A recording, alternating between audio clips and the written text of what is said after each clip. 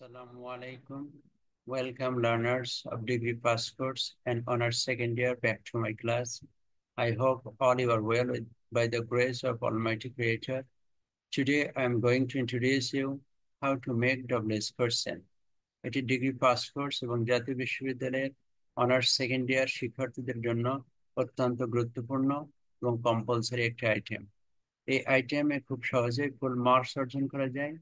তাই আজ আমরা একটি নিয়মের মাধ্যমে ডব্লিউএস কোশ্চেন তৈরি করতে শিখবো ইনশাআল্লাহ।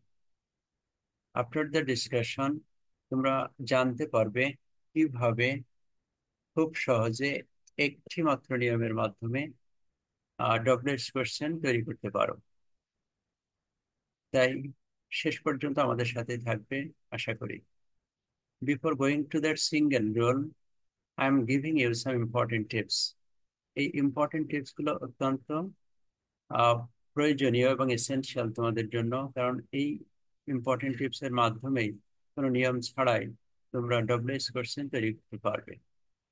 ইম্পর্টেন্ট টিপস নাম্বার 1, লুক, সেন্টেন্সের সাবজেক্ট যদি নাউন ব্যক্তি হয় তাহলে ওই সাবজেক্টের পরিবর্তে হু এবং শেষে জিজ্ঞাসাবাদের চিহ্ন বসাতে হবে। অর্থাৎ কোনো সেন্টেন্সের সাবজেক্ট যদি নাউন হয় এবং সেটা যদি ব্যক্তিবাচক হয় তাহলে আমরা অবশ্যই তার পরিবর্তে হু বসাবো এবং শেষে জিজ্ঞাসাবাদের চিহ্ন বসাবো। আর কোনো কিছুই প্রয়োজন নাই।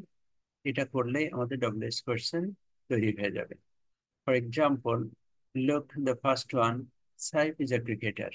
এখানে সাইফ নাউন এবং এটা ব্যক্তিবাচক, তাই আমরা সাইফ সাবজেক্টের পরিবর্তে হু ব্যবহার করব এবং শেষে জিজ্ঞাসাবাদের চিহ্ন।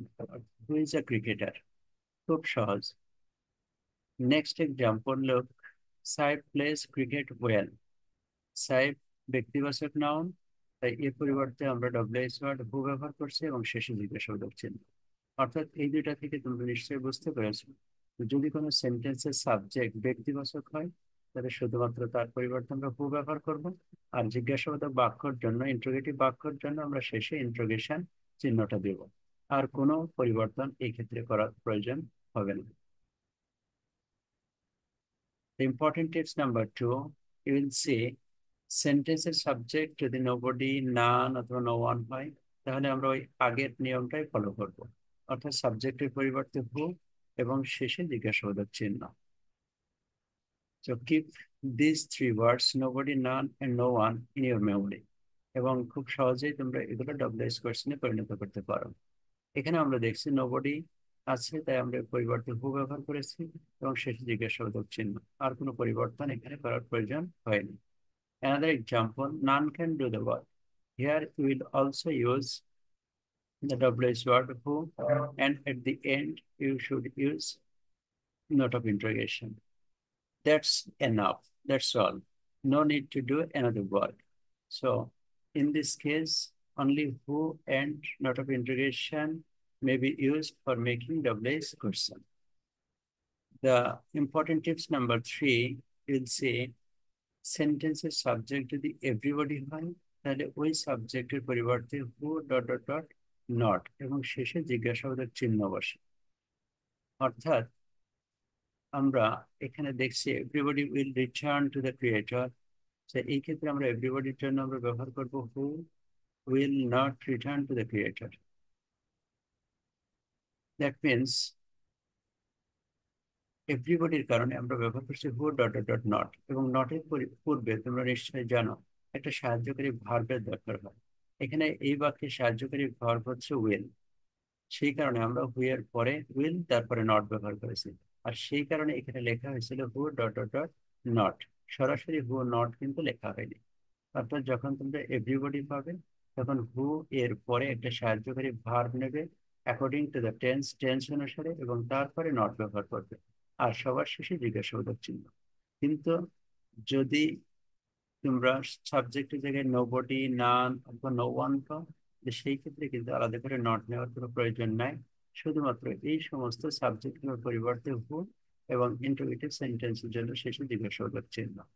So this is the difference between everybody and nobody, none and no one.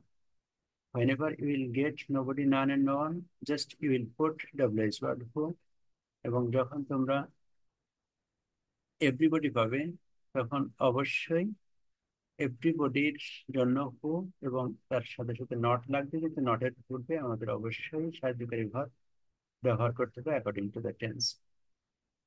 Next example, everybody loves a flower. এখানে এভরিবডি আছে, এখানে আমরা ব্যবহার করবো হু ডট ডট নট, কিন্তু এখানে নটের পূর্বে সাহায্যকারী ভার্ব নাই। আগের বাক্যে সাহায্যকারী ভার্ব ছিল উইল। এই ক্ষেত্রে তোমাদের অবশ্যই দুইটা টেন্সকে মনে রাখতে হবে। টেন্স দুইটা হচ্ছে প্রেজেন্ট ইনডিফিনাইট টেন্স এবং পাস্ট ইনডিফিনাইট টেন্স। এই দুইটা টেন্সে যখন বাক্য থাকবে তখন কোনো সাহায্যকারী ভার্ব সাধারণত অ্যাফার্মেটিভ সেন্টেন্সে থাকবে না। সেই ক্ষেত্রে যদি ভার্বের সাথে এর যুক্ত থাকে তাহলে তোমাদের সাহায্যকারী ভার্ব নিতে হবে ডাজ। আর যদি ভার্বের প্রেজেন্ট ফর্ম এবং এর যুক্ত না থাকে তাহলে নিতে হবে ডু। আর যদি ভার্বের পাস্ট ফর্ম থাকে তাহলে অবশ্যই সেটা পাস্ট ইনডিফিনাইট টেন্স হবে। সেই ক্ষেত্রে তোমাদের সাহায্যকারী ভার্ব নিতে হবে ডিড এবং মূল ভার্বের প্রেজেন্ট ফর্ম বসাতে হবে।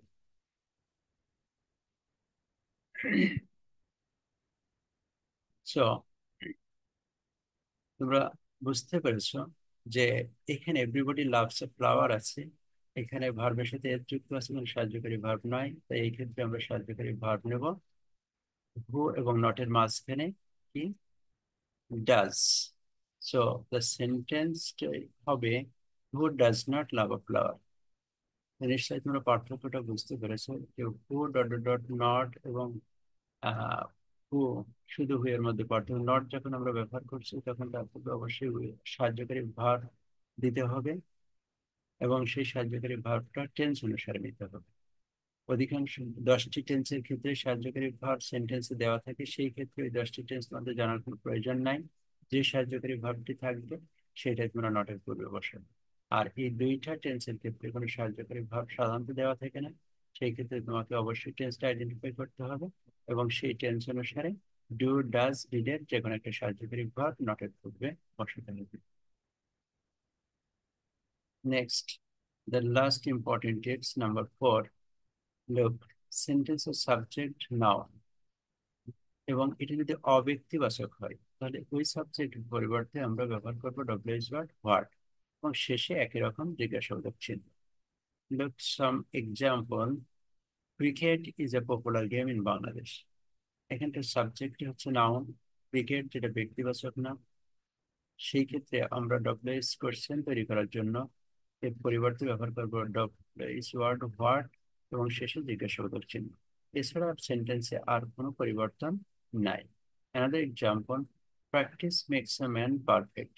এখানে সাবজেক্টে নাউন এবং অব্যক্তিবাচক, সেই ক্ষেত্রে একইভাবে আমরা কোশ্চেনটা তৈরি করব, what makes a man perfect.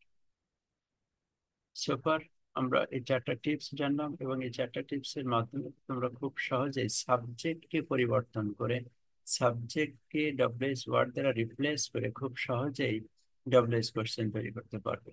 এবং আমি আশা করি তোমরা প্রত্যেকটা পরীক্ষায় মিনিমাম 2টা সাবজেক্টের জায়গায় কমপক্ষে নাউন পাবে এবং সেই 2টা নাউনকে তোমরা ব্যক্তিবাচক না অব্যক্তিবাচক এটা নির্দিষ্ট করে হু বা হোয়াট ব্যবহার করে শেষে জিজ্ঞাসাবাদের চিহ্ন দিলেই ডব্লিউএইচ কোশ্চেনটি তৈরি হয়ে যাবে। This is all for today. Be in touch with the next video. এবং নেক্সট ভিডিওতে আমরা ডব্লিউএইচ কোশ্চেনের পূর্ণাঙ্গ নিয়মগুলো আলোচনা করব এবং সেখানে একটি নিয়মের মাধ্যমে কিভাবে বাকি ডব্লিউএইচ কোশ্চেন গুলো তৈরি করা যায় সেগুলো নিশ্চয়ই তোমরা শিখতে পারবে। Thanks for staying with us.